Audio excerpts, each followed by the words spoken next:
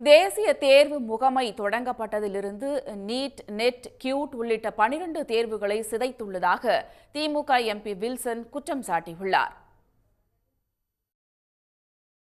X பக்கத்தில் திமுக MP Wilson விடுத்துள்ள பதிவில் 2014 முதல் 2024 வரையிலான பாஜக அரசு சர்ச்சைக்குரிய 3 விவசாய சட்டங்கள் உட்பட மக்களவையில் 427 மசோதாக்களையும் மாநிலங்களவையில் 365 மசோதாக்களையும் நிறைவேற்றியதாகவும், ஆனால் மாணவர்கள் நலன் கருதி தேசிய தேர்வு முகமைக்கு சட்டப்பூர்வ ஆதரவு வழங்குவதற்கான சட்டத்தை நிறைவேற்ற ஒன்றிய அரசு எந்த ஆர்வமும் காட்டவில்லை என்றும் குற்றம் சாட்டினார். தேசிய தேர்வு முகமை குடியிருப்பு சங்கங்களைப் போன்று செயல்படுவதாகவும் அவர் விமர்சித்தார். மேலும் தேசிய தேர்வு முகமை தொடங்கப்பட்டதில் இருந்து நீட், நெட், கியூட் உள்ளிட்ட 12 தேர்வுகளை சிதைத்துள்ளதாக குற்றம் சாட்டிய அவர், தேசிய தேர்வு முகமை நடத்தும் தேர்வுகளில் நம்பிக்கை வைத்துள்ள மாணவர்கள் தங்களது வாழ்க்கையை சிதைத்துக் கொள்ள வேண்டுமா என்ற கேள்விக்கு ஒன்றிய அமைச்சர் தர்மேந்திர பிரதான் பதிலளிக்க வேண்டும் என்றும் வலியுறுத்தினார்.